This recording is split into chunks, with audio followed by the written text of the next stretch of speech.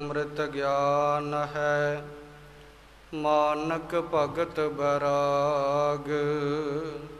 ਸ੍ਰੀ ਗੁਰੂ ਗ੍ਰੰਥ ਸਾਹਿਬ ਉਦਦ ਬੰਦਾਂ ਕਰ ਅਨੁਰਾਗ। ਸ੍ਰੀ ਗੁਰ ਸ਼ਬਦ ਕਮਾਏ ਜਿਨ ਜੀਤੇ ਪੰਜ ਵਿਕਾਰ। ਤਿਨ ਸੰਤਨ ਕਉ ਬੰਧਨਾ ਸਿਰ ਚਰਨਨ ਪਰ ਧਾਰ। ਏਕ ਓੰਕਾਰ ਸਤਿਗੁਰੂ ਤਿਹ ਪ੍ਰਸਾਦ ਸਚ ਹੋਏ। ਵਾਹਿਗੁਰੂ ਜੀ ਕੀ ਫਤਿਹ। ਵਿਘਨ ਵਿਨਾਸ਼ਨ ਸੋਏ। ਵਾਹਿਗੁਰੂ ਜੀ ਕੀ ਫਤਿਹ ਹੈ ਵਿਘਨ ਵਿਨਾਸ਼ਨ ਸੋਏ। ਸਤਿਨਾਮ ਸ੍ਰੀ ਵਾਹਿਗੁਰੂ ਸਾਹਿਬ ਜੀ। ਚੌਪਈ। ਸਭ ਮਹਿ ਪ੍ਰਗਟ ਭਾਈਏ ਮਸਲਤ ਹੋਤ ਪ੍ਰਾਤ ਕੇ ਲੇਵੇ ਦੁਰਗ ਹੱਥ। ਸਭ ਮਹਿ ਪ੍ਰਗਟ ਭਾਈਏ ਮਸਲਤ। ਪਰਮ ਸਨਮਾਨਯੋਗ ਪਰਮ ਪੂਜਨੀਕ ਜੁਗੋ ਜੁਗ ਅਟਲ ਧੰਨ ਧੰਨ ਸਾਹਿਬ ਸ੍ਰੀ ਗੁਰੂ ਗ੍ਰੰਥ ਸਾਹਿਬ ਸੱਚੇ ਪਾਤਸ਼ਾਹ ਜੀ ਦੀ ਪਾਵਨ ਅਤੇ ਪਵਿੱਤਰ ਹਜ਼ੂਰੀ ਅੰਦਰ ਜੁੜ ਬੈਠੀ ਗੁਰੂ ਕਾ ਖਾਸ ਰੂਪ ਗੁਰੂ ਪਿਆਰੀ ਖਾਲਸਾ ਸਾਧ ਸੰਗਤ ਜੀਓ। ਗੁਰ ਫਤਿਹ ਪ੍ਰਵਾਨ ਕਰੋ ਜੀ। ਆਖੋ ਜੀ ਵਾਹਿਗੁਰੂ ਜੀ ਕਾ ਖਾਲਸਾ ਵਾਹਿਗੁਰੂ ਜੀ ਕੀ ਫਤਿਹ। ਸ਼ਹੀਦਾਂ ਦੇ ਪਾਵਨ ਪਵਿੱਤਰ ਅਸਥਾਨ 'ਤੇ ਨਿੱਤ ਦੀ ਮਰਿਆਦਾ ਅਨੁਸਾਰ ਗੁਰ ਇਤਿਹਾਸ ਲੜੀਵਾਰ ਕਥਾ ਵਿਚਾਰ ਦੇ ਸੁੰਦਰ ਦੀਵਾਨ ਸਜੇ ਹਨ। ਆਓ ਬੜੇ ਪ੍ਰੇਮ ਨਾਲ ਮਨੋ ਚਿੱਤ ਬਿਰਤੀਆਂ ਨੂੰ ਇਕਾਗਰ ਕਰਦੇ ਹੋਏ ਗੁਰ ਇਤਿਹਾਸ ਦੀ ਲੜੀਵਾਰ ਕਥਾ ਵਿਚਾਰ ਨਾਲ ਜੁੜਨ ਦਾ ਯਤਨ ਕਰੀਏ। ਪਿਛਲੇ ਪ੍ਰਸੰਗ ਅੰਦਰ ਆਪ ਜੀਆਂ ਨੇ ਸਰਵਣ ਕੀਤਾ ਸੀ ਕਿ ਰਾਜੇ ਕੇਸਰੀ ਚੰਦ ਨੇ ਭੀਮ ਚੰਦ ਰਾਜੇ ਅਤੇ ਬਾਕੀ ਰਾਜਿਆਂ ਦੇ ਸਾਹਮਣੇ ਇੱਕ ਪ੍ਰਤੱਗਿਆ ਲਈ ਹੈ, ਪ੍ਰਾਣ ਧਾਰਨ ਕੀਤਾ ਕਿ ਮੈਂ ਸਵੇਰ ਹੁੰਦਿਆਂ ਲੋਹਗੜ੍ਹ ਦੇ ਕਿਲੇ ਉੱਪਰ ਜਿੱਤ ਪ੍ਰਾਪਤ ਕਰਨੀ ਹੈ। ਚਾਹੇ ਮੈਨੂੰ ਮਸਤ ਹਾਥੀ ਉਹਨੂੰ ਸ਼ਰਾਬ ਪਿਆ ਕੇ ਅੱਗੇ ਲਾ ਕੇ ਕਿਉਂ ਨਾ ਲੈ ਕੇ ਜਾਣਾ ਪਵੇ, ਜਿੰਨਾ ਚਿਰ ਮੈਂ ਲੋਹਗੜ੍ਹ ਦਾ ਕਿਲਾ ਦਰਵਾਜ਼ਾ ਭੰਨ ਨਹੀਂ ਦਿੰਦਾ ਓਨਾ ਚਿਰ ਕੇਸਰੀ ਚੰਦ ਰਾਜੇ ਨੇ ਆਖਿਆ ਕਿ ਮੈਂ ਤੁਹਾਨੂੰ ਮੂੰਹ ਨਹੀਂ ਵਿਖਾਊਂ ਆਪਦਾ। ਜੇ ਮੈਂ ਮੂੰਹ ਆ ਕੇ ਵਿਖਾਇਆ ਬਿਨਾਂ ਦਰਵਾਜ਼ਾ ਭੰਨੇ ਤੋਂ ਤਾਂ ਮੈਨੂੰ ਇੰਨਾ ਜ਼ਿਆਦਾ ਦੋਸ਼ ਲੱਗੇ ਜਿਵੇਂ ਕਿਸੇ ਬਾਹਮਣ ਦੀ ਹੱਤਿਆ ਕੀਤੀ ਹੋਵੇ, ਗਊ ਦੇ ਲੱਤ ਮਾਰ ਦਿੱਤੀ ਹੋਵੇ, ਵਿੱਦਿਆ ਪੜ੍ਹਨ ਵਿੱਚ ਰੋਕ ਲਾ ਦਿੱਤੀ ਹੋਵੇ। ਐਸੀਆਂ ਐਸੀਆਂ ਬਾਤਾਂ ਕੇਸਰੀ ਚੰਦ ਰਾਜੇ ਨੇ ਆਪਦੇ ਮੂੰਹੋਂ ਕਹੀਆਂ ਹਨ। ਇਹਦੀਆਂ ਗੱਲਾਂ ਹੰਕਾਰ ਵਾਲੀਆਂ ਸੁਣ ਕੇ ਮੰਡਸਪਤੀ ਰਾਜੇ ਨੇ ਆਪਦੇ ਵਿਚਾਰ ਸਾਹਮਣੇ ਰੱਖੇ। ਮੰਡਸਪਤੀ ਰਾਜਾ ਕਹਿਣ ਲੱਗਾ ਕਿ ਕਲਗੀਧਰ ਪਾਤਸ਼ਾਹ ਮਹਾਰਾਜ ਧੰਨ ਗੁਰੂ ਨਾਨਕ ਪਾਤਸ਼ਾਹ ਮਹਾਰਾਜ ਦੀ ਗੁਰਤਾ ਗੱਦੀ 'ਤੇ ਸੁਭਾਈਮਾਨ ਹੈ। ਤੁਸੀਂ ਜਿਸ ਗੁਰਤਾ ਗੱਦੀ ਨਾਲ ਮੱਥਾ ਲਾ ਰਹੇ ਹੋ ਇਸ ਗੁਰਤਾ ਗੱਦੀ ਅੱਗੇ ਤਕੜੇ ਤਕੜੇ ਬਾਦਸ਼ਾਹ ਤਕੜੇ ਤਕੜੇ ਪੀਰ ਫਕੀਰ ਆ ਕਰਕੇ ਸਿਰ ਝੁਕਾਉਂਦੇ ਨੇ। ਤੁਸੀਂ ਪਹਿਲਾਂ ਕਿੰਨੀਆਂ ਜੰਗ ਮਹਾਰਾਜ ਨਾਲ ਲੜੇ ਨੇ, ਕਿਸੇ ਜੰਗ ਵਿੱਚੋਂ ਵੀ ਜਿੱਤ ਪ੍ਰਾਪਤ ਕੀਤੀ ਅੱਜ ਤੱਕ, ਤੇ ਜਿਹੜੀ ਇਹ ਜੰਗ ਲੜੋਗੇ ਇਹਦੇ ਵਿੱਚੋਂ ਵੀ ਜਿੱਤ ਨਹੀਂ ਪ੍ਰਾਪਤ ਹੋਣੀ। ਮੰਡਸਪਤੀ ਰਾਜਾ ਕਹਿਣ ਲੱਗਾ ਕਿ ਸਗੋਂ ਕਲਗੀਧਰ ਪਾਤਸ਼ਾਹ ਮਹਾਰਾਜ ਦੀ ਸ਼ਰਨ ਵਿੱਚ ਪੈ ਕੇ ਉਹਨਾਂ ਦੇ ਪਾਸੋਂ ਲੋਕ ਅਤੇ ਪਰਲੋਕ ਦੇ ਸੁੱਖ ਪ੍ਰਾਪਤ ਕਰੀਏ। ਮੰਡਸਪਤੀ ਰਾਜੇ ਤੋਂ ਸੁਣ ਕੇ ਕੇਸਰੀ ਚੰਦ ਰਾਜਾ ਗੁੱਸੇ ਵਿੱਚ ਆਇਆ। ਕਹਿਣ ਲੱਗਾ ਵੀ ਤੂੰ ਸਾਡੇ ਵੱਲ ਦਾ ਕਿ ਕਲਗੀਧਰ ਪਾਤਸ਼ਾਹ ਵੱਲ ਦਾ ਪੱਖ ਤੂੰ ਮਹਾਰਾਜ ਦਾ ਪੂਰਦਾ ਪਿਆ। ਇਹਨੇ ਫਿਰ ਹੰਕਾਰ ਵਿੱਚ ਆਖਿਆ ਕੇਸਰੀ ਚੰਦ ਨੇ ਕਿ ਸਵੇਰ ਹੋਣ ਦਿਓ ਤੇ ਮੇਰਾ ਜੰਗ ਵੇਖਿਓ ਤੁਸੀਂ ਗੁਰੂ ਕੇ ਸਿੰਘਾਂ ਨਾਲ। ਐਸੀ ਸਲਾਹ ਕੇਸਰੀ ਚੰਦ ਰਾਜੇ ਦੀ ਬਾਕੀ ਦੇ 22 ਧਾਰ ਦੇ ਰਾਜਿਆਂ ਨੇ ਪ੍ਰਵਾਨ ਕਰ ਲਈ। ਭੀਮ ਚੰਦ ਰਾਜਾ ਬੜਾ ਖੁਸ਼ ਹੁੰਦਾ ਹੈ। ਐਸੀਆਂ ਵਿਚਾਰਾਂ ਕੱਲ੍ਹ ਦੇ ਦੀਵਾਨ ਵਿੱਚ ਸਰਵਣ ਕੀਤੀਆਂ ਸਨ। ਆਓ ਜਿਸ ਤਰੀਕੇ ਨਾਲ ਅੱਜ ਕਲਗੀਧਰ ਪਾਤਸ਼ਾਹ ਮਹਾਰਾਜ ਭਾਈ ਦੁਨੀ ਚੰਦ ਜੀ ਨੂੰ ਹਾਥੀ ਦਾ ਮੁਕਾਬਲਾ ਕਰਨ ਵਾਸਤੇ ਪ੍ਰੇਰਨਗੇ। ਬੜਾ ਹੀ ਸੁੰਦਰ ਆਨੰਦਮਈ ਪ੍ਰਸੰਗ ਹੈ। ਪ੍ਰੇਮ ਨਾਲ ਮਨੋ ਚਿੱਤ ਬਿਰਤੀਆਂ ਨੂੰ ਇਕਾਗਰ ਕਰਦੇ ਹੋਏ ਸਰਵਣ ਕਰਨਾ ਕਰੀਏ। ਆਖੋ ਜੀ ਸਤਨਾਮ ਸ੍ਰੀ ਵਾਹਿਗੁਰੂ ਸਾਹਿਬ ਜੀਓ।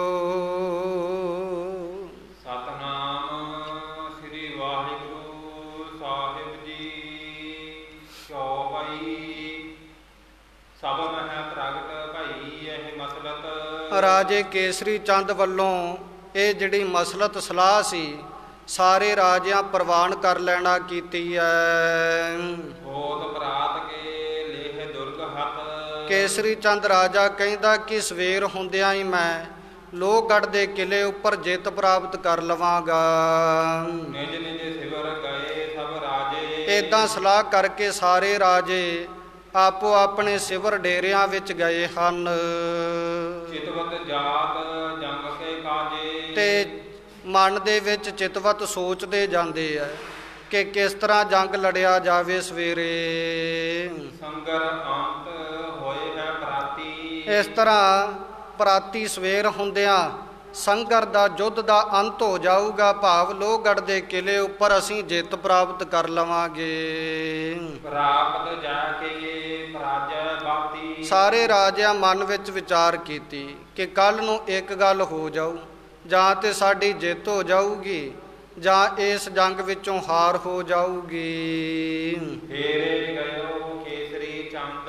ਕੇਸਰੀ ਚੰਦ ਰਾਜਾ ਸਲਾਹ ਕਰਕੇ ਅਗਲੇ ਦਿਨ ਜੰਗ ਦੀ ਤਿਆਰੀ ਕਰਨ ਵਾਸਤੇ ਆਪਣੇ ਡੇਰੇ ਵਿੱਚ ਗਿਆ ਹੈ।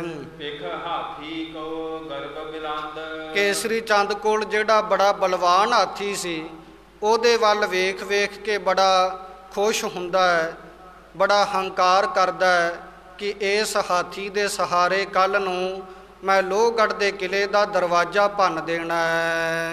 ਗਿਰਪੋ ਸ਼੍ਰਿੰਗ ਮਨੋ ਬਲ ਭਾਰੀ। ਮੰਨ ਲੈਣਾ ਕਰੋ ਜਿਸ ਤਰ੍ਹਾਂ ਕਿਸੇ ਪਹਾੜ ਦੀ ਸ਼੍ਰਿੰਗ ਚੋਟੀ ਨਹੀਂ ਹੁੰਦੀ, ਐਡਾ ਉੱਚਾ ਹਾਥੀ ਹੈ, ਐਡੇ ਤਗੜੇ ਸਰੀਰ ਵਾਲਾ ਹਾਥੀ ਹੈ ਕੇਸਰੀ ਚੰਦ ਦਾ। ਹਰੋ ਝੂਲ ਤੋ ਬਲ ਬਹੁ ਧਾਰੀ। ਤੇ ਖਲੋਤਾ ਹੋਇਆ ਹੈ, ਝੂਲਦਾ ਪਿਆ, ਬੜੇ ਬਲ ਨੂੰ ਧਾਰਨ ਕਰਨ ਵਾਲਾ ਸੀ ਉਹ ਹਾਥੀ।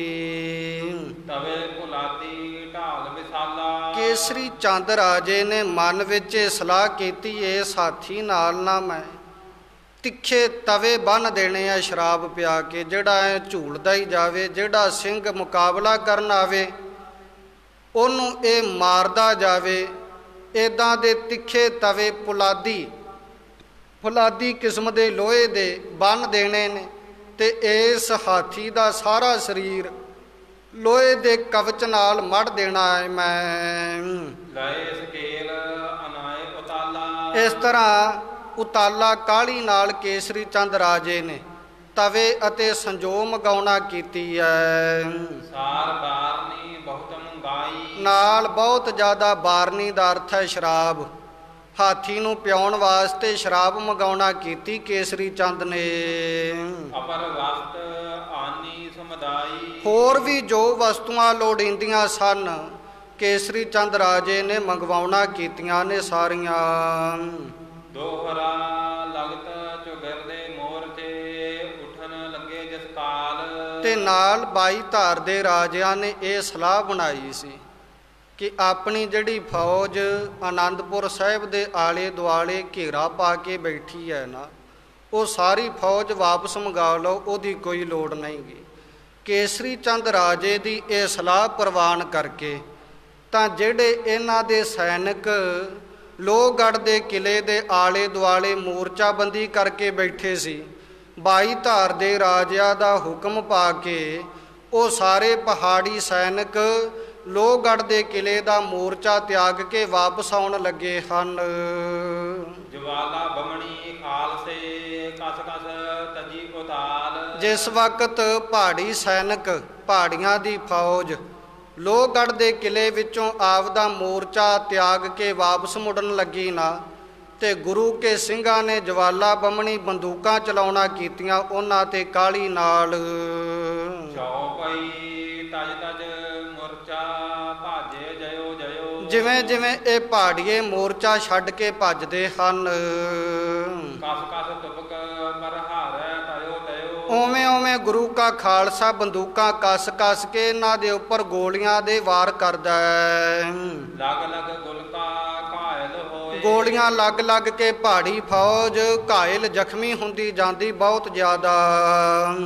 ਘਾਵ ਕੁਥਾਏ ਕਿਤਕ ਮਰ ਸੋਏ। ਤਾਂ ਕਈ ਬਹੁਤਾ ਖੋਟਾ ਜ਼ਖਮ ਲੱਗਣ ਕਰਕੇ, ਡੂੰਘਾ ਜ਼ਖਮ ਲੱਗਣ ਕਰਕੇ ਜ਼ਖਮੀ ਹੋ ਗਏ ਆ, ਤੇ ਕੁਝ ਕੁ ਉੱਥੇ ਹੀ ਮਰ ਗਏ ਹਨ।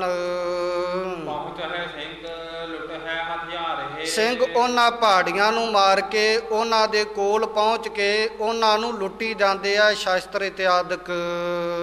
ਜੇਤ ਮਿਲਹਿ ਕਟਿਆ ਕਰ ਡਾਰ ਹੈ। ਜਿਹੜਾ ਜਿਉਂਦਾ ਮਿਲ ਜਾਂਦਾ ਸਿੰਘਾਂ ਨੂੰ ਉਹਨੂੰ ਕੱਟ ਕੇ ਧਰਤੀ ਉੱਪਰ ਸੁੱਟ ਦਿੰਦੇ ਹਨ। ਗਈ ਗੁਰੂ ਢਿਗ ਸੁਧ ਤਬ ਸਾਰੀ। ਇੱਧਰੋਂ ਜਿਹੜੀ ਪਹਾੜੀਆਂ ਨੇ ਸਲਾਹ ਬਣਾਈ ਸੀ ਹਾਥੀ ਭੇਜਣ ਵਾਲੀ, ਇਹ ਸਲਾਹ ਕਲਗੀਧਰ ਪਾਤਸ਼ਾਹ ਮਹਾਰਾਜ ਦੇ ਕੋਲ ਪਹੁੰਚੀ ਹੈ ਵੀ ਉਹਨਾਂ ਨੇ ਕੀ ਸਲਾਹ ਕੀਤੀ ਹੈ। ਸਾਰੀ ਖਬਰ ਕਲਗੀਧਰ ਪਾਤਸ਼ਾਹ ਮਹਾਰਾਜ ਨੂੰ ਪਤਾ ਲੱਗ ਗਈ ਤਜ ਤਜ ਮੁਰਚੇ ਜਾਤ ਪਹਾਰੀ। ਕਿ ਮਹਾਰਾਜ ਇਹ ਪਹਾੜੀਏ ਤੇ ਮੋਰਚਾ ਛੱਡ ਕੇ ਵਾਪਸ ਮੁੜੇ ਜਾਂਦੇ ਨੇ। ਜ਼ਰੂਰ ਇਹ ਕੋਈ ਤਕੜੀ ਰਾਜਨੀਤੀ ਖੇਡਣ ਲੱਗੇ ਹਨ। ਵੱਡੇ ਮੋਰਚੇ ਹੈ ਜਿਤ ਥਾਨਾ। ਮਹਾਰਾਜ ਜਿੱਥੇ ਜਿੱਥੇ ਇਹਨਾਂ ਪਹਾੜੀਆਂ ਦੇ ਵੱਡੇ ਵੱਡੇ ਮੋਰਚੇ ਸਨ, ਤਹ ਤਹ ਫਿਰੇ ਬਨੇ ਸਵਧਾਨਾ। ਮਹਾਰਾਜ ਇਹ ਉੱਥੇ ਉੱਥੇ ਸਾਵਧਾਨ ਹੋ ਕਰਕੇ ਟਿਕੇ ਹਨ। ਘੇਰਾ ਦਇਓ ਪੁਰੀ ਕੋ ਸ਼ੋਰ। ਮਹਾਰਾਜ ਜਿਹੜਾ ਇਹਨਾਂ ਨੇ ਆਨੰਦਪੁਰ ਸਾਹਿਬ ਨੂੰ ਘੇਰਾ ਪਾਇਆ ਹੋਇਆ ਸੀ, ਉਹ ਘੇਰਾ ਵੀ ਇਹਨਾਂ ਨੇ ਛੱਡ ਦੇਣਾ ਕੀਤਾ ਹੈ। ਸਾਰੇ ਪਿਛਾਂਹ ਮੁੜ ਗਏ ਹਨ। ਕਾਲ ਲੋਹਗੜ ਔਰਹੇ ਜੋਰ। ਮਹਾਰਾਜ ਇਹਨਾਂ ਪਹਾੜੀਆਂ ਨੇ ਆਨੰਦਪੁਰ ਦੇ ਵੱਲ ਜਿਹੜਾ ਘੇਰਾ ਪਾਇਆ ਸੀ ਨਾ, ਉਹ ਘੇਰਾ ਛੱਡ ਕੇ ਕੱਲਾ ਲੋਹਗੜ੍ਹ ਦੇ ਕਿਲੇ ਦੇ ਆਲੇ ਦੁਆਲੇ ਆਪਦਾ ਘੇਰਾ ਪਾਉਣਾ ਕੀਤਾ ਹੈ। ਇਤਨੇ ਮਹਿ ਗੋਪ ਜੋ ਹਲਕਾਰਾ। ਇੰਨੇ ਚਿਰ ਨੂੰ ਜਦੋਂ ਸਿੰਘ ਮਹਾਰਾਜ ਨੂੰ ਇਹ ਗੱਲ ਦੱਸਦੇ ਪਏ ਸੀ, ਤਾਂ ਇੰਨੇ ਚਿਰ ਨੂੰ ਜਿਹੜਾ ਗੁਪਤ ਹਲਕਾਰਾ ਸੀ ਨਾ, ਜਿਹਨੂੰ ਛੱਡਿਆ ਜਾਂਦਾ ਸੀ ਵੀ ਤੂੰ ਕੱਲੀ ਜਸੂਸੀ ਕਰਨੀ ਹੈ, ਤੂੰ ਬਸ ਉਧਰੋਂ ਖਬਰਾਂ ਹੀ ਲੈ ਕੇ ਆਉਣੀਆਂ, ਤਾਂ ਜਿਹੜਾ ਗੁਪਤ ਹਲਕਾਰਾ ਸੀ ਮਹਾਰਾਜ ਦਾ, ਇਹ ਵੀ ਇੰਨੇ ਚਿਰ ਤੱਕ ਗੁਰ ਢਿਗ ਆਏ ਬਿਰਤੰਤ ਉਚਾਰਾ। ਕਲਗੀਧਰ ਪਾਤਸ਼ਾਹ ਮਹਾਰਾਜ ਦੇ ਪਾਸ ਪਹੁੰਚਿਆ। ਹਲਕਾਰੇ ਨੇ ਆ ਕੇ ਸਾਰੀ ਗੱਲਬਾਤ ਮਹਾਰਾਜ ਨੂੰ ਦੱਸ ਦੇਣਾ ਕੀਤੀ ਹੈ। ਪ੍ਰਭ ਜੀ ਇਹ ਵਹਿਰ ਸੁਧ ਜੈਸੀ। ਮਹਾਰਾਜ ਕਲਗੀਧਰ ਪਾਤਸ਼ਾਹ ਜੀਓ, ਬਾਹਰ ਜਿਤਨੀ ਖਬਰ ਹੈ ਸੁਨੀ ਵਿਖੀ ਮੈਂ ਕਹਿ ਹੋ ਤੈਸੀ। ਮਹਾਰਾਜ ਮੈਂ ਜੋ ਆਪਣੀਆਂ ਅੱਖਾਂ ਨਾਲ ਵੇਖੀ ਹੈ, ਜੋ ਆਪਣੇ ਕੰਨਾਂ ਨਾਲ ਸੁਣੀ ਹੈ, ਉਹ ਮੈਂ ਤੁਹਾਡੇ ਤਾਈਂ ਸੱਚੋ ਸੱਚ ਬਿਆਨ ਕਰਦਾ ਵਾਂ, ਸੁਣਨਾ ਕਰੋ।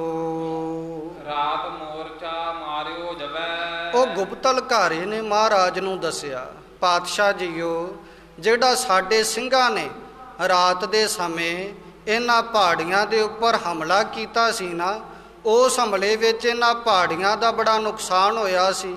ਬੜੇ ਸਿਪਾਹੀ ਇਹਨਾਂ ਦੇ ਮਾਰੇ ਗਏ ਸਨ। ਭੀਮ ਚੰਦ ਦੁਖ ਝੂਰਿਓ ਤਬੈ। ਤਾਂ ਉਸ ਹਮਲੇ ਕਰਕੇ ਜਿਹੜਾ ਪਹਾੜੀਆਂ ਦਾ ਨੁਕਸਾਨ ਹੋਇਆ ਹੈ, ਭੀਮ ਚੰਦ ਰਾਜਾ ਬੜਾ ਝੂਰਿਆ, ਉਹਨੇ ਬੜਾ ਦੁੱਖ ਮਨਾਇਆ ਭੀਮ ਚੰਦ ਨੇ। ਰਾਜੇ ਸਕਲ ਹਕਾਰ ਸਕੇਲੇ। ਮਹਾਰਾਜ ਭੀਮ ਚੰਦ ਰਾਜੇ ਨੇ ਦੁਖੀ ਹੋ ਕਰਕੇ ਆਪਦੇ ਸਾਰੇ ਰਾਜਿਆਂ ਨੂੰ ਬੁਲਾਉਣਾ ਕੀਤਾ ਕੋਲ। ਸਮੇਂ ਰਸੋਈ ਕੇ ਜਬ ਮੇਲੇ। ਜਿਸ ਵਕਤ ਲੰਗਰ ਛਕਣ ਲੱਗੇ ਸੀ ਨਾ ਰਾਤ ਦੇ ਸਮੇਂ, ਤਾਂ ਭੀਮ ਚੰਦ ਰਾਜੇ ਨੇ ਉਸ ਵਕਤ ਸਾਰੇ ਰਾਜਿਆਂ ਨੂੰ ਤ੍ਰਿਕਾਰਾਂ ਪਾਈਆਂ, ਲਾਹਣਤਾਂ ਪਾਈਆਂ। ਸਭ ਮਹਿ ਕਹਿਓ ਮਨੋਰਥ ਆਪਨ। ਸਾਰਿਆਂ ਦੇ ਵਿੱਚ ਭੀਮ ਚੰਦ ਰਾਜੇ ਨੇ ਆਪਦਾ ਮਨ ਦਾ ਸੰਕਲਪ ਰੱਖਣਾ ਕੀਤਾ ਲਸ਼ਕਰ ਹੋਏ ਬਿਲੰਦ ਵਿਖਾਪਨ। ਕਿ ਆਪਣੀ ਬਹੁਤ ਜ਼ਿਆਦਾ ਫੌਜ ਬੜੀ ਬੁਰੇ ਤਰੀਕੇ ਨਾਲ ਮਾਰੀ ਜਾ ਚੁੱਕੀ ਹੈ। ਸਰਬ ਸਭਾ ਮਹਿ ਗਰਭ ਪਖਾਨਾ। ਤਾਂ ਉਸ ਵਕਤ ਭੀਮ ਚੰਦ ਰਾਜੇ ਨੇ ਜਦੋਂ ਲਾਹਣਤਾਂ ਪਾਈਆਂ, ਗੁਪਤ ਹਲਕਾਰਾ ਪਾਤਸ਼ਾਹ ਨੂੰ ਦੱਸਦਾ ਪਿਆ, ਮਹਾਰਾਜ ਭੀਮ ਚੰਦ ਰਾਜੇ ਦੀਆਂ ਲਾਹਣਤਾਂ ਸੁਣ ਕੇ ਨਾ ਜਿਹੜਾ ਕੇਸਰੀ ਚੰਦ ਰਾਜਾ ਸੀ, ਸਾਰੀ ਸਭਾ ਦੇ ਵਿੱਚ ਬੜੇ ਹੰਕਾਰ ਨਾਲ ਬੋਲਿਆ। ਫਿਰ ਪਰਨ ਕੇਸਰੀ ਇਸ ਵਿਦ ਠਾਨਾ, ਕੇਸਰੀ ਚੰਦ ਰਾਜੇ ਨੇ ਏਦਾਂ ਸਾਰੇ ਰਾਜਿਆਂ ਵਿੱਚ ਪ੍ਰਾਣ ਧਾਰ ਲਿਆ, ਬੜਾ ਸਖਤ ਬੜਾ ਕਰੜਾ ਪ੍ਰਾਣ।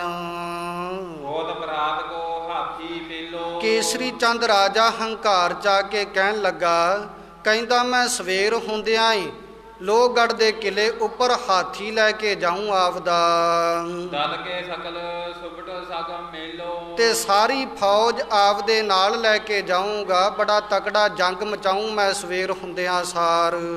ਦਵਾਰ ਲੋਹਗੜ੍ਹ ਕੋ ਦੁੜਵਾਵੋ, ਮੈਂ ਮਸਤ ਹਾਥੀ ਦੀ ਮਦਦ ਨਾਲ ਲੋਹਗੜ੍ਹ ਦੇ ਕਿਲੇ ਦਾ ਜੋ ਦਰਵਾਜ਼ਾ ਬੜਾ ਪੱਕਾ ਹੈ ਉਹਨੂੰ ਤੋੜ ਦੇਵਾਂਗਾ।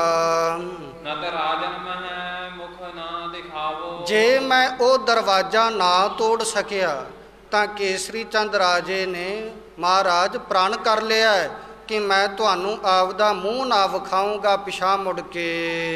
ਘੇਰਾ ਦੇਵੋ ਸ਼ੋਰਪੁਰ ਘੇਰਾ, ਤਾਂ ਏਦਾਂ ਸਾਰਾ ਘੇਰਾ ਆਨੰਦਪੁਰ ਦਾ ਕੇਸਰੀ ਚੰਦ ਰਾਜੇ ਨੇ ਕਿਹਾ ਸੀ। ਮਹਾਰਾਜ ਆਨੰਦਪੁਰ ਦਾ ਜਿਹੜਾ ਘੇਰਾ ਹੁਣ ਟੁੱਟ ਗਿਆ ਨਾ, ਇਹਨਾਂ ਜਾਣ ਬੁੱਝ ਕੇ ਤੋੜਿਆ ਰਾਜੇ ਕੇਸਰੀ ਚੰਦ ਦੇ ਕਹਿਣ ਤੇ। ਪਰਹੇ ਲੋਹਗੜ੍ਹ ਜੰਗ ਬਡੇਰਾ, ਕਿਉਂਕਿ ਇਹਨਾਂ ਨੇ ਹੋਰ ਸਾਰੇ ਪਾਸਿਆਂ ਤੋਂ ਆਪਦੀ ਫੌਜ ਹਟਾ ਕੇ ਇੱਕੋ ਜਗ੍ਹਾ ਤੇ ਕੇਂਦਰਿਤ ਕਰਨੀ ਹੈ, ਲੋਹਗੜ੍ਹ ਦੇ ਕਿਲੇ ਉੱਪਰ।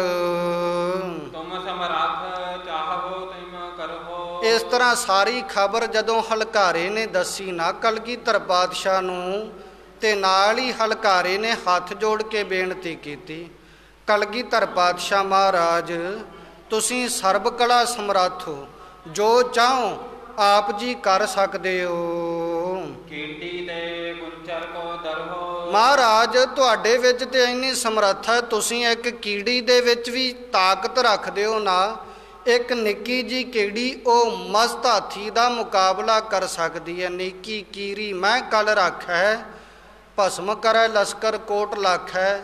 ਮਹਾਰਾਜ ਇੰਨੀ ਸਮਰੱਥਾ ਦੇ ਮਾਲਕੋ ਆਪ ਜੀ। ਤਉ ਵਿਚਾਰੋ ਗਦ ਕੋ ਆਵਨ, ਤਾਂ ਵੀ ਮਹਾਰਾਜ ਮੈਂ ਤੇ ਇਹੋ ਹੀ ਬੇਨਤੀ ਕਰਾਂਗਾ, ਉਹਨਾਂ ਨੇ ਮਸਤ ਹਾਥੀ ਭੇਜਣਾ ਤੇ ਪਾਤਸ਼ਾਹ ਜੀਓ ਤੁਸੀਂ ਆਪਦੀ ਸਲਾਹ ਕਰ ਲੈਣਾ ਕਰੋ ਕਿ ਕਿਵੇਂ ਮੁਕਾਬਲਾ ਕਰਨਾ ਮਸਤ ਹਾਥੀ ਦਾ। ਇਸ ਕੋ ਤਹੀਅਤ ਜਤਨ ਬਣਾਵਨ, ਮਹਾਰਾਜ ਕੋਈ ਨਾ ਕੋਈ ਯਤਨ ਤੇ ਬਣਾਉਣਾ ਹੀ ਚਾਹੀਦਾ ਹੈ। ਨਤ ਦਵਾਰੇ ਕੋ ਮਸਲਤ ਮਾਰਹੇ, ਨਹੀਂ ਤਾਂ ਮਹਾਰਾਜ ਇਹ ਜਿਹੜਾ ਮਸਤ ਹਾਥੀ ਕੇਸਰੀ ਚੰਦ ਰਾਜਾ ਲੈ ਕੇ ਆਵੇਗਾ, ਇਹ ਉਸ ਲੋਹਗੜ੍ਹ ਦੇ ਦਰਵਾਜ਼ੇ 'ਚ ਆਪਦੀਆਂ ਟੱਕਰਾਂ ਮਾਰ ਮਾਰ ਕੇ ਗਾਡੇ ਵੱਡੇ ਕਪਾਟ ਉਖਾਰਹੇ, ਮਹਾਰਾਜ ਲੋਹਗੜ੍ਹ ਦੇ ਕਿਲੇ ਦੇ ਜਿਹੜੇ ਪੱਕੇ ਤਖਤੇ ਆ ਦਰਵਾਜ਼ੇ ਆ ਨਾ, ਮਸਤ ਹਾਥੀ ਨੇ ਆਪਦੇ ਸਿਰ ਮਾਰ ਮਾਰ ਕੇ ਆਪਦਾ ਮੱਥਾ ਮਾਰ ਮਾਰ ਕੇ ਭੰਨ ਦੇਣਾ ਦਰਵਾਜ਼ਾ। ਮਹਾਬਲੀ ਹੈ ਮਸਤ ਸਦਾਈ, ਮਹਾਰਾਜ ਕੌਣ ਨਹੀਂ ਜਾਣਦਾ ਹਾਥੀ 'ਚ ਕਿੰਨੀ ਤਾਕਤ ਹੁੰਦੀ ਹੈ। ਤਾਂ ਮਹਾਰਾਜ ਇਹ ਹਾਥੀ ਬੜਾ ਬਲਵਾਨ ਹੈ। ਦ੍ਰਿੜ ਤਰ ਟੱਕਰ ਮਾਰ ਗਿਰਾਈ, ਮਹਾਰਾਜ ਇਹਨੇ ਆਪਦੀ ਪੱਕੇ ਤਰੀਕੇ ਨਾਲ ਲੋਹਗੜ੍ਹ ਦੇ ਦਰਵਾਜ਼ੇ 'ਚ ਟੱਕਰ ਮਾਰ ਕੇ ਉਹਨੂੰ ਗਿਰਾਈ ਸੁੱਟ ਦੇਣਾ ਹੈ। ਤਹ ਸਮ ਗਜ ਬਲਵੰਤ ਨਾ ਔਰ, ਮਹਾਰਾਜ ਜਿਹੜਾ ਕੇਸਰੀ ਚੰਦ ਰਾਜੇ ਕੋਲ ਹਾਥੀ ਸੁਣਿਆ ਜਾਂਦਾ ਨਾ, ਉਹ ਹਾਥੀ ਬੜਾ ਹੀ ਬਲਵਾਨ ਹੈ, ਤੇ ਕਹਿੰਦੇ ਉਹਦੇ ਵਰਗਾ ਬਲਵਾਨ ਹਾਥੀ ਕਿਸੇ ਹੋਰ ਰਾਜੇ ਕੋਲ ਨਹੀਂ ਹੈ। ਸ਼ਾਹੋ ਆਲ ਜੇ ਨਰੇ ਪਤਨ ਠੌਰ, ਮਹਾਰਾਜ ਇੱਥੋਂ ਤੱਕ ਔਰੰਗਜ਼ੇਬ ਬਾਦਸ਼ਾਹ ਕੋਲ ਵੀ ਐਡਾ ਤਕੜਾ ਹਾਥੀ ਨਹੀਂ ਹੈ ਜਿੱਡਾ ਤਕੜਾ ਹਾਥੀ ਕੇਸਰੀ ਚੰਦ ਰਾਜਾ ਲਈ ਫਿਰਦਾ ਹੈ। ਮਹਾਰਾਜ ਸੰਧਿਆਬ ਹੋਈ, ਮਹਾਰਾਜ ਹਲਕਾਰਾ ਬੇਨਤੀ ਕਰਦਾ, ਕਲਗੀਧਰ ਪਾਤਸ਼ਾਹ ਜੀਓ ਸੰਧਿਆ ਹੋ ਗਈ ਹੈ, ਤ੍ਰਿਕਾਲਾਂ ਦਾ ਸਮਾਂ ਹੋ ਚੁੱਕਿਆ, ਸ਼ਾਮਾਂ ਪੈ ਚੁੱਕੀਆਂ। ਕਰੋ ਜਤਨ ਨਿਸ ਮਹਿ ਅਸ ਕੋਈ, ਮਹਾਰਾਜ ਰਾਤ ਦੇ ਸਮੇਂ ਆਪਣੇ ਕੋਲ ਰਾਤ ਦਾ ਹੀ ਸਮਾਂ ਬਚਿਆ, ਰਾਤ ਵਿੱਚ ਹੀ ਕੋਈ ਐਦਾਂ ਦੀ ਸਲਾਹ ਕਰ ਲੈਣਾ ਕਰੀਏ ਜਿਦ ਦੇ ਦਵਾਰ ਨਹੀਂ ਗਜ ਆਵੈ, ਜਿਸ ਕਰਕੇ ਕੇਸਰੀ ਚੰਦ ਰਾਜੇ ਦਾ ਹਾਥੀ ਲੋਹਗੜ੍ਹ ਦੇ ਕਿਲੇ ਦੇ ਦਰਵਾਜ਼ੇ ਤੱਕ ਪਹੁੰਚ ਹੀ ਨਾ ਸਕੇ। ਐਸੀ ਸਲਾਹ ਸਾਨੂੰ ਕਰਨੀ ਪਵੇਗੀ ਹੁਣ। ਲੱਖ ਹੋ ਸੁਭਟ ਪਿਸ਼ਾਰੀ ਧਾਵੈ, ਮਹਾਰਾਜ ਲੱਖਾਂ ਹੀ ਸੁਭਟ ਸੂਰਮਿਆਂ ਨੂੰ ਉਹ ਹਾਥੀ ਪਿਛਾਂਹ ਕਰਨ ਦੀ ਸਮਰੱਥਾ ਰੱਖਦਾ ਹੈ। ਸੁਨ ਸਤਿਗੁਰ ਘਟ ਕਾ ਲਗ ਮੋਹਨ। ਹਲਕਾਰੇ ਦੇ ਪਾਸੋਂ ਇਹ ਖਬਰ ਸੁਣ ਕੇ ਸਮਰੱਥ ਸਤਿਗੁਰੂ ਕਲਗੀਧਰ ਪਾਤਸ਼ਾਹ ਇੱਕ ਘੜੀ ਤੱਕ ਚੁੱਪ ਰਹੇ। ਅੱਧਾ ਘੰਟਾ ਮਹਾਰਾਜ ਵਿਚਾਰ ਕਰਦੇ ਰਹੇ, ਚੁੱਪ ਰਹੇ, ਕੁਝ ਨਾ ਬੋਲੇ। ਜਿਨ ਕੇ ਮਨ ਕਿਸ ਕੋ ਕਬ ਭਉ ਨਾ। ਜਿਹੜੇ ਕਲਗੀਧਰ ਪਾਤਸ਼ਾਹ ਨੂੰ ਕਿਸੇ ਸਮੇਂ ਕਦੇ ਕਿਸੇ ਦਾ ਭੈ ਨਹੀਂ ਹੈ, ਡਰ ਨਹੀਂ ਹੈ। ਮਹਾਰਾਜ ਤੇ ਲੋਕ ਪਰਲੋਕ ਦੇ ਭੈ ਤੋਂ ਸਿੱਖ ਦੀ ਰੱਖਿਆ ਕਰਨ ਵਾਲੇ ਹੈ। ਮਹਾਰਾਜ ਤੇ ਬੇਪਰਵਾਹ ਹਨ। ਚਿੰਤ ਮਾਨ ਸਗਦੇ ਹੋਏ ਗਏ। ਪਰੰਤੂ ਉਸ ਹਲਕਾਰੇ ਦੀ ਇਹ ਖਬਰ ਸੁਣ ਕੇ ਬਾਕੀ ਦੇ ਸਾਰੇ ਸਿੰਘ ਬੜੀ ਚਿੰਤਾ ਵਿੱਚ ਪੈ ਗਏ ਵੀ ਕਿੱਦਾਂ ਮੁਕਾਬਲਾ ਕੀਤਾ ਜਾਵੇ। ਫੀਲ ਬਲੀ ਬਲ ਜਾਣਤ ਭਏ। ਫੀਲ ਦਾ ਅਰਥ ਹੁੰਦਾ ਹੈ ਹਾਥੀ। ਹਾਥੀ ਬਲਵਾਨ ਬੜਾ, ਉਹਦਾ ਮੁਕਾਬਲਾ ਕਿਸ ਤਰ੍ਹਾਂ ਕੀਤਾ ਜਾਊਗਾ। ਗੁਰ ਕਰਨਾ ਬਿਨ ਅਰੈ ਨ ਕੋਈ। ਪਰੰਤੂ ਸਿੰਘਾਂ ਜੇ ਭਰੋਸਾ ਵੇਖੋ ਕਿੰਨਾ, ਚਿੰਤਾ ਤੇ ਕਰਦੇ ਪਏ ਆ, ਪਰ ਕਹਿੰਦੇ ਗੁਰੂ ਸਾਹਿਬ ਦੀ ਕਿਰਪਾ ਤੋਂ ਬਿਨਾ ਕੌਣ ਮੁਕਾਬਲਾ ਕਰ ਸਕਦਾ ਮਸਤ ਹਾਥੀ ਦਾ। ਸ਼ਾਸਤਰ ਭਾਵ ਜਿਸ ਕੇ ਨਹ ਹੋਈ। ਜਿਸ ਮਸਤ ਹਾਥੀ ਦੇ ਸਰੀਰ ਉੱਪਰ ਸ਼ਾਸਤਰ ਦਾ ਘਾਵ ਜ਼ਖਮ ਵੀ ਨਹੀਂ ਹੋ ਸਕਦਾ। ਜ਼ਖਮ ਕਿਉਂ ਨਹੀਂ ਹੋ ਸਕਦਾ, ਅੱਗੇ ਦੱਸਦੇ ਹਨ। ਲੋਹੇ ਸੰਗ ਮੜਿਓ ਤਨ ਜੋਈ। ਕਿਉਂਕਿ ਇੱਕ ਤੇ ਉਹ ਹਾਥੀ ਨੂੰ ਸ਼ਰਾਬ ਪਿਆਈ ਹੋਊਗੀ, ਦੂਜਾ ਉਹਦੀ ਸੁੰਡ ਨਾਲ ਤਵੀਆਂ ਬੰਨੀਆਂ ਹੋਣੀਆਂ, ਤੀਜਾ ਉਹ ਸਾਰਾ ਹੀ ਹਾਥੀ ਲੋਹੇ ਵਿੱਚ ਮੜਿਆ ਹੋਊਗਾ। ਉਹਦੇ ਉੱਪਰ ਵਾਰ ਕਿਸ ਤਰ੍ਹਾਂ ਕੀਤਾ ਜਾਵੇਗਾ, ਬੜਾ ਕਠਿਨ ਹੈ। ਕਹਾਂ ਘਾਵ ਕੋ ਜਾਣਹਿ ਸੋਏ। ਕਿੱਥੇ ਵਿਚਾਰ ਕਰਕੇ ਘਾਵ ਕੀਤਾ ਜਾਊ, ਜ਼ਖਮ ਕੀਤਾ ਜਾਊ, ਵਾਰ ਕੀਤਾ ਜਾਊ ਹਾਥੀ ਉੱਪਰ। ਫੇਰੇ ਸਿੰਘ ਗੁਰ ਕੇ ਕਹੋ ਚਹੁ ਫੇਰੇ। ਕਲਗੀਧਰ ਪਾਤਸ਼ਾਹ ਦੇ ਚੌਗਿਰਦ ਸਿੰਘ ਤੁਰੇ ਫਿਰਦੇ ਆ, ਵਿਚਾਰਾਂ ਕਰਦੇ ਪਏ, ਦਿਮਾਗ ਲਾਉਂਦੇ ਆਪੋ ਆਪਣਾ। ਕਹਿ ਕਹਾਂ ਸਗਦੇ ਮੁਖ ਹੇਰੇ। ਕੀ ਮਹਾਰਾਜ ਕੀ ਆਪਦੇ ਮੂੰਹੋਂ ਬਚਨ ਕਹਿਣਗੇ, ਕਿਹਦੇ ਤਾਈਂ ਹੁਕਮ ਲਾਉਣਗੇ। ਸਾਰੇ ਸਿੰਘ ਆਲੇ ਦੁਆਲੇ ਬੈਠੇ ਨਾ ਮਹਾਰਾਜ ਦੇ ਵੱਲ ਵੇਖੀ ਜਾਂਦੇ ਆ ਕਿ ਕਲਗੀਧਰ ਪਾਤਸ਼ਾਹ ਵਿਚਾਰ ਕਰਦੇ ਪਏ ਆ। ਪਤਾ ਨਹੀਂ ਵਿਚਾਰ ਕਰਕੇ ਮਹਾਰਾਜ ਨੇ ਕੀ ਹੁਕਮ ਕਰ ਦੇਣਾ ਹੈ, ਕਿਹੜੇ ਸਿੰਘ ਨੂੰ ਹੁਕਮ ਲਾ ਦੇਣਾ ਹੈ। ਸਾਰੇ ਜਾਣੇ ਬਸ ਇਸੇ ਹੀ ਵਿਚਾਰ ਵਿੱਚ ਆ ਵੀ ਮਹਾਰਾਜ ਨੇ ਪਤਾ ਨਹੀਂ ਕੀ ਹੁਕਮ ਕਰਨਾ ਹੈ। ਚਿਤ ਵਹਿ ਦੀਰਘ ਏਵ ਉਪਾਏ। ਇਸ ਤਰੀਕੇ ਨਾਲ ਸਾਰੇ ਸਿੰਘ ਨਾ ਮਨ ਦੇ ਵਿੱਚ ਉਪਾਅ ਚਿਤਵਦੇ ਪਏ ਸਨ, ਯਤਨ ਚਿਤਵਦੇ ਪਏ ਸਨ। ਜਿਸ ਤੇ ਦੁਰਗ ਨਿਵਾਰ ਕੋ ਜਾਏ। ਜਿਸ ਕਰਕੇ ਇਹ ਜਿਹੜਾ ਲੋਹਗੜ੍ਹ ਦਾ ਕਿਲਾ ਹੈ ਇਹ ਢਹਿਣ ਤੋਂ ਬਚਾਇਆ ਜਾ ਸਕੇ। ਦੁਨੀ ਜੰਦ ਇਤਨੇ ਮਹਿ ਆਇਓ। ਇੰਨੇ ਚਿਰ ਨੂੰ ਭਾਈ ਸਾਲੋ ਜੀ ਦਾ ਪੋਤਾ ਮਹਾਨ ਮਸੰਦ ਦੁਨੀ ਚੰਦ ਕਲਗੀਧਰ ਪਾਤਸ਼ਾਹ ਪਾਸ ਪਹੁੰਚਿਆ। ਲੰਬੋਦਰ ਤਬ ਥੂਲ ਦਿਸਾਇਓ। ਤੇ ਭਾਈ ਸੰਤੋਖ ਸਿੰਘ ਨਾ ਇੱਥੇ ਭਾਈ ਦੁਨੀ ਚੰਦ ਦੇ ਸਰੀਰ ਬਾਰੇ ਥੋੜਾ ਜਿਹਾ ਕਥਨ ਕਰਦੇ ਆ। ਭਾਈ ਦੁਨੀ ਚੰਦ ਜੀ ਪਹੁੰਚਿਆ ਲੰਬੋਦਰ, ਜਿਹਦਾ ਲੰਬਾ ਸਾਰਾ ਪੇਟ ਹੈ, ਢਿੱਡ ਹੈ, ਤੇ ਇੱਥੇ ਢਿੱਡ ਅੱਗੇ ਵਧਣ ਦਾ ਜ਼ਿਕਰ ਨਹੀਂ ਹੈ। ਭਾਈ ਦੁਨੀ ਚੰਦ ਬੜੇ ਤਕੜੇ ਪਹਿਲਵਾਨ ਸਨ। ਉਹਨਾਂ ਦੀ ਖੁਰਾਕ ਵੀ ਚੰਗੀ ਸੀ ਤੇ ਖੁਰਾਕ ਖਾ ਕੇ ਕਸਰਤ ਬੜੀ ਕਰਦੇ ਸਨ। ਕਸਰਤ ਕਰ ਕਰਕੇ ਆਪਦਾ ਸਰੀਰ ਐਨ ਰਿਸ਼ਟ ਪੁਸ਼ਟ ਕੀਤਾ ਹੋਇਆ ਸੀ ਭਾਈ ਦੁਨੀ ਚੰਦ ਨੇ। ਐਸੇ ਵਿਸ਼ਾਲ ਸਰੀਰ ਵਾਲੇ ਭਾਈ ਦੁਨੀ ਚੰਦ ਕਲਗੀਧਰ ਪਾਤਸ਼ਾਹ ਦੇ ਪਾਸ ਪਹੁੰਚੇ। ਵੱਡੇ ਜੁਗਮ ਭੁਜਦੰਡ ਪ੍ਰਚੰਡੇ। ਜਿਸ ਦੁਨੀ ਚੰਦ ਦੀਆਂ ਬਾਹਾਂ ਬੜੀਆਂ ਬਲ ਵਾਲੀਆਂ ਮੋਟੀਆਂ ਮੋਟੀਆਂ ਹਨ। ਤਿਮ ਛਾਤੀ ਆਇਤ ਬਰ ਬੰਡੇ। ਉਸੇ ਤਰੀਕੇ ਨਾਲ ਛਾਤੀ ਹੈ, ਚੌੜੀ ਛਾਤੀ ਹੈ, ਗਾਂ ਨੂੰ ਨਿਕਲਦੀ ਹੈ, ਤੇ ਜਿਸ ਛਾਤੀ ਵਿੱਚ ਬੜਾ ਬਲ ਹੈ, ਇਹੋ ਜਿਹਾ ਸਰੀਰ ਹੈ ਭਾਈ ਦੁਨੀ ਚੰਦ ਦਾ ਵੇਖਣ ਨੂੰ। ਦੀਰਘ ਬਦਨ ਸ਼ਮਸ ਬਦ ਸੀਤ ਸੀਤ। ਜਿਸ ਭਾਈ ਦੁਨੀ ਚੰਦ ਦੇ ਚਿਹਰੇ ਉੱਪਰ ਲੰਬਾ ਸਾਰਾ ਦਾੜਾ ਸ਼ੋਭਦਾ ਪਿਆ ਹੈ।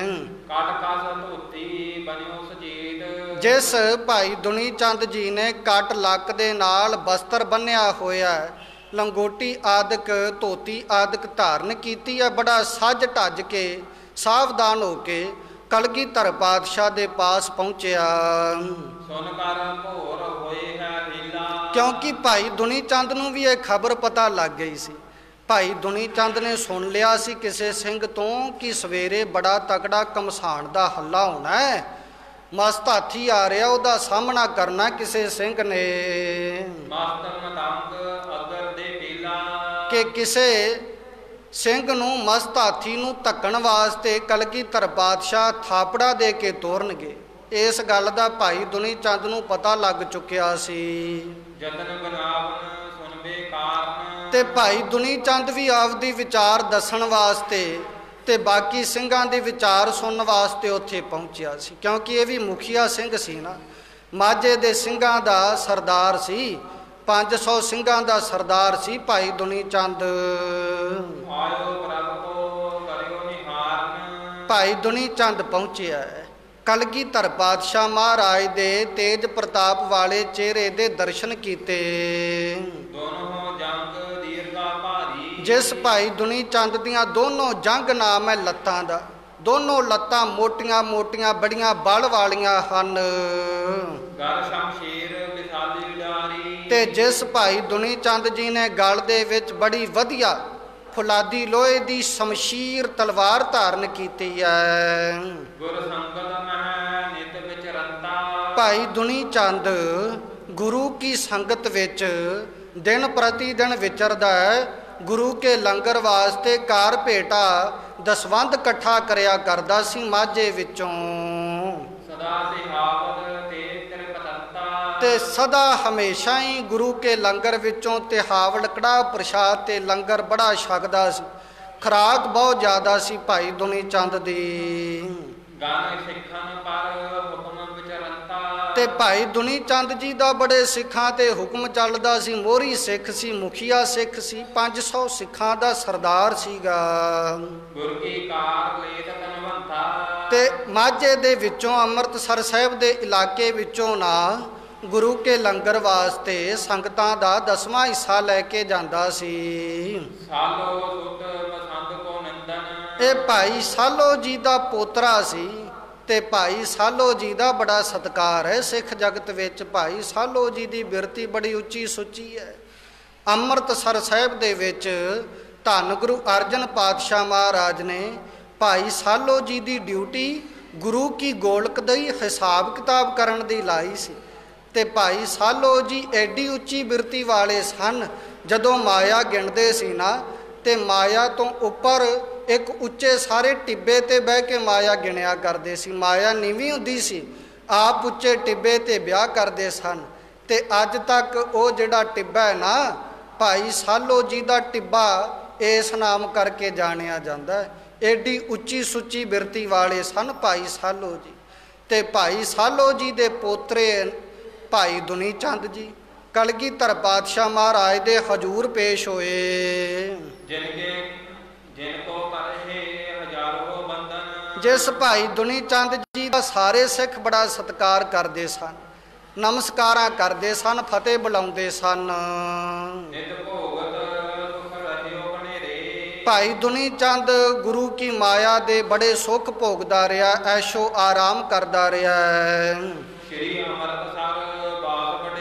ਤੇ ਭਾਈ ਦੁਨੀ ਚੰਦ ਜੀ ਦਾ ਵਾਸਾ ਸ਼੍ਰੀ ਅੰਮ੍ਰਿਤਸਰ ਸਾਹਿਬ ਦੀ ਪਾਵਨ ਪਵਿੱਤਰ ਧਰਤੀ ਤੇ ਹੈ। ਕਿਰਪਾਲੂ ਪਾਤਸ਼ਾਹ ਗੁਰੂ ਗੋਬਿੰਦ ਸਿੰਘ ਮਹਾਰਾਜ ਨੇ ਭਾਈ ਦੁਨੀ ਚੰਦ ਜੀ ਨੂੰ ਜਿਸ ਵਕਤ ਆਉਂਦਿਆਂ ਵੇਖਿਆ, ਕਲਗੀਧਰ ਪਾਤਸ਼ਾਹ ਮਹਾਰਾਜ ਭਾਈ ਦੁਨੀ ਚੰਦ ਨੂੰ ਆਉਂਦਿਆਂ ਵੇਖ ਕੇ ਬੜੇ ਮੁਸਕਰਾਏ, ਬੜੇ ਪ੍ਰਸੰਨ ਹੋਏ। ਮਹਾਰਾਜ ਨੇ ਨਾ ਪ੍ਰਸੰਨ ਹੋ ਕੇ ਭਾਈ ਦੁਨੀ ਚੰਦ ਵੱਲ ਵੇਖ ਕੇ ਬਚਨ ਕੀਤਾ। ਮਹਾਰਾਜ ਕਹਿਣ ਲੱਗੇ, ਭਾਈ ਇਹਨਾਂ 22 ਧਾਰ ਦੇ ਰਾਜਿਆਂ ਦਾ ਮਸਤ ਹਾਥੀ ਕਿੱਡਾ ਕੁ ਬਲਵਾਨ ਹੋਵੇਗਾ। ਉਸ ਪਹਾੜੀਆਂ ਦੇ ਹਾਥੀ ਦਾ ਇਹ ਕਿੱਡਾ ਕੁ ਸਰੀਰ ਬਲਵਾਨ ਹੋਊਗਾ, ਕਿੱਡਾ ਕੁ ਬਲ ਹੋਊਗਾ ਉਸ ਹਾਥੀ ਵਿੱਚ। ਮਹਾਰਾਜ ਨੇ ਪ੍ਰਸੰਨਤਾ ਦੇ ਘਰ ਵਿੱਚ ਆ ਕੇ ਬਚਨ ਕੀਤਾ। ਮਹਾਰਾਜ ਕਹਿਣ ਲੱਗੇ, ਆ ਜਿਹੜਾ ਭਾਈ ਦੁਨੀ ਚੰਦ ਹੈ ਇਹ ਗੁਰੂ ਨਾਨਕ ਦੇ ਦਰ ਘਰ ਦਾ ਬੜਾ ਬਲਵਾਨ ਹਾਥੀ ਹੈ। ਇਹਦੇ ਸਾਹਮਣੇ ਪਹਾੜੀਆਂ ਦਾ ਨਿੱਕਾ ਜਿਹਾ ਹਾਥੀ ਕੀ ਵਿਗਾੜ ਲਊਗਾ। ਕਲਗੀਧਰ ਪਾਤਸ਼ਾਹ ਨੇ ਪ੍ਰਸੰਨ ਹੋ ਕੇ ਇਹ ਬਚਨ ਕੀਤੇ। ਮਹਾਰਾਜ ਨੇ ਪਹਿਲੀ ਵਾਰੀ ਕਿਰਪਾ ਦ੍ਰਿਸ਼ਟੀ ਨਾਲ ਵੇਖਦਿਆਂ ਭਾਈ ਦੁਨੀ ਚੰਦ ਦੇ ਵਿੱਚ ਉਹ ਬਲ ਤੱਕਿਆ। ਮਹਾਰਾਜ ਕਹਿੰਦੇ ਇਹ ਸਾਡਾ ਗੁਰੂ ਨਾਨਕ ਦੇ ਦਰ ਘਰ ਦਾ ਹਾਥੀ ਪਹਾੜੀਆਂ ਦੇ ਹਾਥੀ ਦਾ ਮੁਕਾਬਲਾ ਕਰੇਗਾ। ਇਹ ਜਿਹੜਾ ਭਾਈ ਦੁਨੀ ਚੰਦ ਹੈ ਇਹ ਕਲਗੀਧਰ ਪਾਤਸ਼ਾਹ ਮਹਾਰਾਜ ਫਰਮਾਉਂਦੇ ਗੁਰੂ ਨਾਨਕ ਸਾਹਿਬ ਦੀ ਕਿਰਪਾ ਪ੍ਰਾਪਤ ਕਰਕੇ ਥਾਪੜਾ ਪ੍ਰਾਪਤ ਕਰਕੇ ਇਹ ਭਾਈ ਦੁਨੀ ਚੰਦ ਜਿਹੜਾ ਗੁਰੂ ਨਾਨਕ ਦੇ ਘਰ ਦਾ ਹਾਥੀ ਹੈ ਇਹਦੇ ਸਾਹਮਣੇ ਉਹ ਪਹਾੜੀਆਂ ਦਾ ਹਾਥੀ ਆੜ ਹੀ ਨਹੀਂ ਸਕਦਾ, ਇਹ ਤੇ ਧੱਕ ਕੇ ਲੈ ਜਾਊਗਾ। ਉਹ ਜਿਹੜਾ ਕੇਸਰੀ ਚੰਦ ਦਾ ਹਾਥੀ ਹੈ ਨਾ, ਸਿੰਘੋ ਸੁਣਨਾ ਕਰੋ। ਮਹਾਰਾਜ ਸਿੰਘਾਂ ਨੂੰ ਸੰਬੋਧਨ ਕਰਕੇ ਕਹਿੰਦੇ, ਸਿੰਘੋ ਧਿਆਨ ਨਾਲ ਸੁਣੋ। ਉਹ ਜਿਹੜਾ ਕੇਸਰੀ ਚੰਦ ਦਾ ਹਾਥੀ ਹੈ ਉਹ ਤੇ ਕੀੜੀ ਦੇ ਸਮਾਨ ਹੈ ਸਾਡੇ ਹਾਥੀ ਸਾਹਮਣੇ। ਇਹ ਜਿਹੜਾ ਭਾਈ ਦੁਨੀ ਚੰਦ ਹੈ ਇਹ ਤੇ ਹਾਥੀ, ਇਹਦਾ ਮੁਕਾਬਲਾ ਉਹ ਕੀ ਕਰ ਲੂਗੀ? ਉਹ ਤੇ ਕੀੜੀ ਦੇ ਸਮਾਨ ਨਿੱਕਾ ਜਿਹਾ ਹਾਥੀ, ਇਹ ਤੇ ਜੰਮ ਦੇ ਸਮਾਨ ਹੋ ਕੇ ਉਸ ਹਾਥੀ ਦਾ ਮੁਕਾਬਲਾ ਕਰੂਗਾ ਹੀ ਨਹੀਂ, ਉਹਨੂੰ ਮੌਤ ਦੇ ਘਾਟ ਉਤਾਰ ਦੇਊਗਾ। ਇੱਕ ਛਿਨ ਮਾਤਰ ਸਮੇਂ ਦੇ ਵਿੱਚ ਹੀ ਸਾਡਾ ਇਹ ਹਾਥੀ ਭਾਈ ਦੁਨੀ ਚੰਦ ਉਸ ਹਾਥੀ ਨੂੰ ਸੰਭਾਲ ਲਵੇਗਾ। ਮਹਾਰਾਜ ਨੇ ਕਿੰਨੀਆਂ ਬਖਸ਼ਿਸ਼ਾਂ ਕੀਤੀਆਂ ਸਨ ਭਾਈ ਦੁਨੀ ਚੰਦ ਤੇ। ਮਹਾਰਾਜ ਕਹਿੰਦੇ ਗੁਰੂ ਨਾਨਕ ਸਾਹਿਬ ਦਾ ਥਾਪੜਾ ਤੇ ਸਾਰੇ ਖਾਲਸੇ ਦਾ ਮਿਹਰ ਭਰਿਆ ਹੱਥ ਭਾਈ ਦੁਨੀ ਚੰਦ ਦੇ ਸੀਸ ਉੱਪਰ ਆ। ਖਾਲਸੇ ਦੀ ਕਿਰਪਾ ਜਿਹਦੇ ਤੇ ਹੋ ਜਾਵੇ ਉਹ ਤੇ ਕੰਗਾਲ ਤੋਂ ਰਾਜਾ ਬਣ ਜਾਂਦਾ। ਕਲਗੀਧਰ ਪਾਤਸ਼ਾਹ ਨੇ ਐਵੇਂ ਨਹੀਂ ਫਿਰ ਖਾਲਸਾ ਮਹਿਮਾ ਵਿੱਚ ਬਚਨ ਕੀਤੇ, ਇਨਹੀਂ ਕੀ ਕਿਰਪਾ ਕੇ ਸਜੇ ਹਮ ਹੈ, ਨਹੀਂ ਮੋਹ ਸੇ ਗਰੀਬ ਕਰੋੜ ਪਰੇ। ਇਹ ਖਾਲਸੇ ਦੀ ਕਿਰਪਾ ਹੈ। ਮਹਾਰਾਜ ਕਹਿੰਦੇ ਜਿਸ ਦੁਨੀ ਚੰਦ ਦੇ ਉੱਪਰ ਗੁਰੂ ਨਾਨਕ ਸਾਹਿਬ ਦਾ ਮਿਹਰ ਭਰਿਆ ਹੱਥ ਹੋਵੇ ਤੇ ਖਾਲਸੇ ਦੀ ਕਿਰਪਾ ਹੋਵੇ, ਉਹਦੇ ਸਾਹਮਣੇ ਇੱਕ ਹਾਥੀ ਦੀ ਕੀ ਲੱਖਾਂ ਹਾਥੀ ਆ ਜਾਣ ਤੇ ਭਾਈ ਦੁਨੀ ਚੰਦ ਤੇ ਪਰਵਾਹ ਹੀ ਨਾ ਕਰੂਗਾ। ਸਤਿਗੁਰ ਤੇ ਸੁਨ ਹੈ ਸਮੁਦਾਇ। ਕਲਗੀਧਰ ਪਾਤਸ਼ਾਹ ਮਹਾਰਾਜ ਦੇ ਇਹ ਬਚਨ ਸਾਰੇ ਸਿੰਘਾਂ ਨੇ ਧਿਆਨ ਨਾਲ ਸੁਣੇ। ਰਹੇ ਮੋਨ ਬਾਗ ਅਲਾਈ। ਮਹਾਰਾਜ ਦੇ ਬਚਨ ਸੁਣ ਕੇ ਸਾਰੇ ਸਿੰਘ ਚੁੱਪ ਕਰਕੇ ਬੈਠੇ ਰਹੇ, ਕਿਸੇ ਨੇ ਕੁਝ ਨਾ ਆਖਿਆ। ਦੁਨੀ ਚੰਦ ਕੋ ਬਦਨ ਪਰੇਖਾ। ਸਾਰਿਆਂ ਨੇ ਭਾਈ ਦੁਨੀ ਚੰਦ ਦਾ ਬਦਨ ਵੇਖਣਾ ਕੀਤਾ। ਗਤ ਉਤਸਾਹ ਸਭੇ ਤਬ ਦੇਖਾ। ਉਸ ਸਮੇਂ ਵੇਖਿਆ ਕਿ ਭਾਈ ਦੁਨੀ ਚੰਦ ਦੇ ਚਿਹਰੇ ਉੱਪਰ ਜਿਹੜਾ ਉਤਸ਼ਾਹ ਸੀ ਨਾ, ਉਹ ਉਤਸ਼ਾਹ ਢਹਿ ਢੇਰੀ ਹੋ ਗਿਆ। ਬਦ ਨਸੀਬ ਸੀਗਾ, ਮਹਾਰਾਜ ਦੇ ਦਰ ਘਰ ਦੀਆਂ ਖੁਸ਼ੀਆਂ ਪ੍ਰਾਪਤੀ ਨਾ ਕਰ ਸਕਿਆ। ਗੁਰੂ ਕੇ ਥਾਪੜੇ ਉੱਪਰ ਭਰੋਸਾ ਹੀ ਨਹੀਂ ਸੀ, ਵਿਸ਼ਵਾਸ ਹੀ ਨਹੀਂ ਸੀ। ਭਾਈ ਦੁਨੀ ਚੰਦ ਦਾ ਚਿਹਰਾ ਹੀ ਉਤਰ ਗਿਆ ਮਹਾਰਾਜ ਦੇ ਇਹ ਬਚਨ ਸੁਣ ਕੇ ਵੀ ਮੈਂ ਜਾਊਂਗਾ, ਮੈਂ ਮੁਕਾਬਲਾ ਕਰੂੰ ਉਸ ਹਾਥੀ ਦਾ ਜਿਹੜਾ ਹਾਥੀ ਸਾਰਾ ਹੀ ਲੋਹ ਦੇ ਨਾਲ ਕਵਚ ਦੇ ਨਾਲ ਢੱਕਿਆ ਹੋਊਗਾ, ਜਿਹੜੇ ਹਾਥੀ ਦੀਆਂ ਸੁੰਡਾਂ ਨਾਲ ਤਲਵਾਰਾਂ ਬੰਨੀਆਂ ਹੋਣਗੀਆਂ, ਮੈਂ ਉਸ ਹਾਥੀ ਦਾ ਮੁਕਾਬਲਾ ਕਰੂੰ। ਇਹ ਗੱਲ ਸੁਣ ਕੇ ਤੇ ਭਾਈ ਦੁਨੀ ਚੰਦ ਦਾ ਚਿਹਰਾ ਹੀ ਉਤਰ ਗਿਆ। ਇਧਰੋਂ ਕਲਗੀਧਰ ਪਾਤਸ਼ਾਹ ਮਹਾਰਾਜ ਇੰਨੇ ਬਚਨ ਕਹਿ ਕਰਕੇ ਆਪੋ ਆਪਣੇ ਮਹਿਲਾਂ ਦੇ ਵਿੱਚ ਸਾਰੇ ਸਿੰਘ ਚਲੇ ਗਏ ਤੇ ਕਲਗੀਧਰ ਪਾਤਸ਼ਾਹ ਮਹਾਰਾਜ ਵੀ ਆਪਣੇ ਮਹਿਲਾਂ ਦੇ ਵਿੱਚ ਜਾ ਟਿਕੇ ਹਨ। ਬਾਕੀ ਸਾਰੇ ਸਿੰਘ ਵੀ ਉੱਥੋਂ ਉੱਠ ਕੇ ਆਪੋ ਆਪਣੇ ਡੇਰਿਆਂ ਵਿੱਚ ਗਏ। ਆਪੋ ਆਪਣੇ ਥਾਵਾਂ ਤੇ ਜਾ ਟਿਕੇ ਆ ਸਾਰੇ ਸਿੰਘ। ਇਧਰੋਂ ਭਾਈ ਦੁਨੀ ਚੰਦ ਤੇ ਮਹਾਰਾਜ ਦੇ ਬਚਨ ਸੁਣ ਕੇ ਸਮਝ ਲਓ ਮਰ ਹੀ ਗਿਆ ਹੋਵੇ, ਥਾਂ ਤੇ ਹੀ ਮਰ ਗਿਆ। ਕਿੰਨਾ ਸਨਮਾਨ ਸੀ ਗੁਰੂ ਘਰ ਦੇ ਵਿੱਚ, ਤੇ ਗੁਰੂ ਘਰ ਦੀਆਂ ਕਿੰਨੀਆਂ ਸੇਵਾਵਾਂ ਕਰਦਾ ਰਿਹਾ, ਅੱਖੋਂ ਪਰੋਖੇ ਨਹੀਂ ਕੀਤੀਆਂ ਜਾ ਸਕਦੀਆਂ। ਪਰ ਮਹਾਰਾਜ ਦੀਆਂ ਬਖਸ਼ਿਸ਼ਾਂ ਦਾ ਪਾਤਰ ਨਹੀਂ ਬਣ ਸਕਿਆ, ਥਾਂ ਤੇ ਹੀ ਮਰ ਗਿਆ ਉੱਥੇ ਬਚਨ ਸੁਣ ਕੇ। ਕਿਸੇ ਪ੍ਰਕਾਰ ਦਾ ਜਵਾਬ ਦੇਣ ਦੇ ਸਮਰੱਥੀ ਨਾ ਹੋਇਆ, ਸਾਪੀ ਲੜ ਗਿਆ, ਚੋਪੀ ਕਰ ਗਿਆ।